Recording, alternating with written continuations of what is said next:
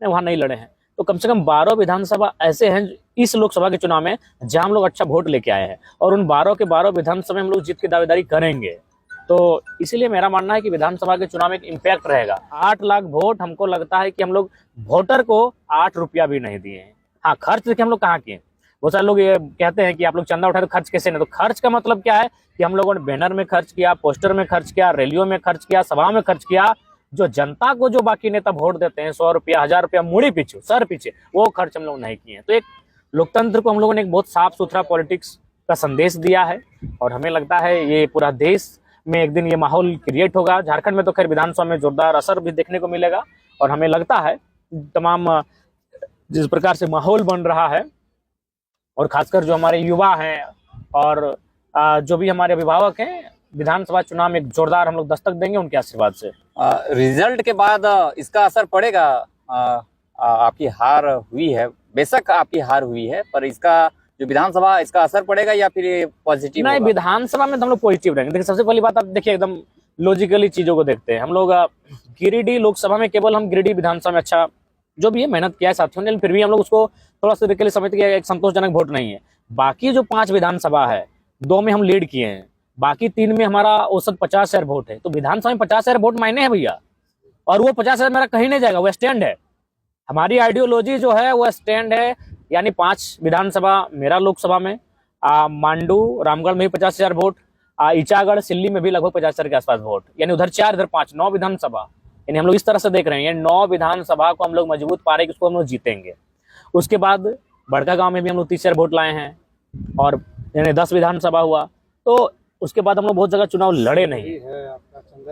चंदन कियारी भी हम लोग का तगड़ा है, हम तो चंदन कियारी भूल रहे थे, सिंदरी भूल रहे थे। तो 12 वहां नहीं लड़े हैं। तो कम से कम 12 विधानसभा ऐसे हैं इस लोकसभा के चुनाव में जहां हम लोग अच्छा वोट लेके आए हैं, और उन 12 के 12 विधानसभा में हम लोग जीत की दावेदारी करेंगे।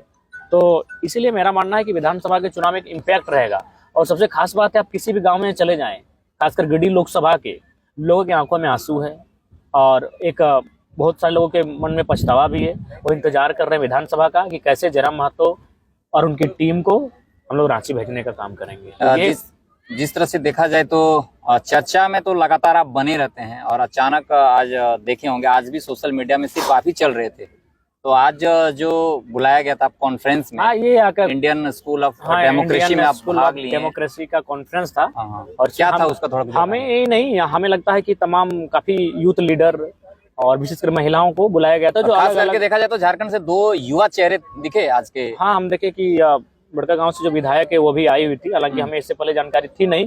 और उसके बाद कुछ मैंने बाकी जो भी थे वो अपने दल के बेहतरीन नेतृत्व करने वाले हैं, सभी दलों के थे, कांग्रेस के थे, भारतीय जनता पार्टी के, युवा मोर्चा के थे, आम आदमी पार्टी के थे, और मतलब जो भी नामचीन पार्टियां हैं उन सभी पार्टियों के या तो स्पोक पर्सन थे, या तो युवा मोर्चा के अध्यक्ष थे, या तो महिला विंग की अध्यक्ष थी, और बहुत सारे बढ़िया रिपोर्टर भी थे जो मीडिया से थे। हाँ, मीडिया से भी थे। तो कुल मिलाकर इस कॉन्फ्रेंस में चर्चा इस बात का हुआ, क्योंकि हम लोग ने चुनाव लड़ा है तो चुनौतियां क्या है, किन किन चुनौतियों का सामना करना पड़ता है। और एक सबसे महत्वपूर्ण बात थी कि इस जो स्कूल है जिसकी स्थापना हुई है, इसका लक्ष्य है कि आने वाले जब 100 साल स्वतंत्रता के हो जाएंगे, 2047 जब आएगा, तो हमारे पास लोकसभा में, चाहे वो किसी दल से रहे, बीजेपी से रहे, कांग्रेस से रहे, जेएमएम से रहे, आजसू से रहे, आरजेडी से रहे, टीएमके डीएमके जो भी है, टीडीपी रहे,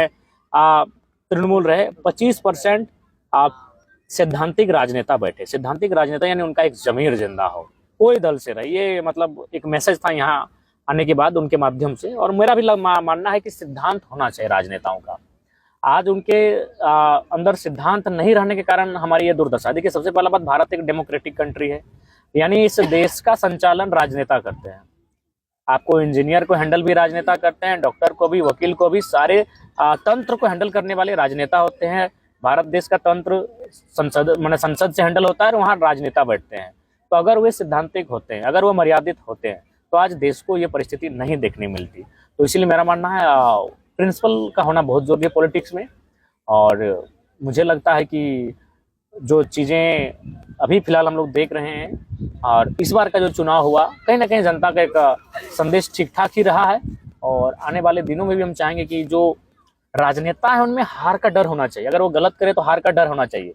लेकिन फिलहाल अभी भी एक माहौल है देश में ऐसा है, जैसे जो भी है प्रधानमंत्री को देख के, दिल्ली देख के, या फिर उसके एंटी में वोट करना, यानी उस नेता को मेहनत नहीं करना पड़ता है, उस सांसद को मेहनत नहीं करना पड़ता है, चाहे कोई सांसद रहे। आप उनका कैंपेनिंग दिखाइए या फिर उनकी आइडियोलॉजी बताइए, उनके पास 5 साल का रोड मैप क्या है, वो गली नली सड़क के अलावा एक्स्ट्रा किन चीजों के लिए प्रयास करेंगे, कोई रोड मैप नहीं है, कोई विजन नहीं है। क्यों? उनको मालूम है कि दिल्ली का जो नेता बैठा है उसी के नाम पर लोग हमें वोट कर देंगे। ये लोकतंत्र के लिए सही नहीं है। तो उस लिहाज से मेरा इस बात का मानना है कि उसके लिए अभी भी हमारी जो जनता है उनमें अवेयरनेस का अभाव है। जो अपना राजनीतिक मत है, जो जो हम लोग अपना मतदान करते हैं, मत अधिकार का जो प्रयोग करते हैं, उसमें थोड़ी सी कहीं ना कहीं अवेयरनेस की कमी है। मुझे लगता है जैसे जैसे समय आएगा और जनता जब अपने आप को पाएगी कि नहीं, पॉलिटिक्स के से हट के हम कुछ नहीं है, ये भारतीय गणराज्य है, लोकतांत्रिक गणराज्य है और यहाँ राजनीति का अहम स्थान है, तो मुझे लगता है अपने मत के अधिकार को बखूबी और बेहतर समझेगी। जैसा कि अभी तक आप अपने राज्य के लोगों या राज्य में ही रहकर चर्चाएं पर चर्चाएं किए, पर पहली बार ऐसा लगा कि यूथ थे आपके, पढ़े लिखे युवा, राजनीतिक करने वाले युवा के साथ आपका कॉन्फ्रेंस था। कैसा अनुभव रहा? बढ़िया अनुभव रहा, बहुत सारी चीजें सामने आई और उनको हम लोग ने भी एज ए स्पीकर नहीं, एज ए लिसनर हम थे, एज ए लर्नर अच्छा लगा वहाँ का। कि कॉन्फ्रेंस का मतलब होता है काफी कम समय आपके पास होता है, 2-2.5 मिनट, हार्डली 3-4 मिनट में आपको अपनी बात को रखना पड़ता है। और लेकिन बाकी जो वक्ता आए थे उन्होंने जो अपने राय, अपने ओपिनियन रखे हैं, उन चीज़ों को हम लोगों ने बहुत गंभीरतापूर्वक नोट डाउन भी किया है और उम्मीद करेंगे कि झारखंड की पॉलिटिक्स में जब फिर हम जाएंगे विधानसभा के चुनाव के लिए तो उसका असर हम इम्प्लीमेंट करने का प्रयास करेंगे।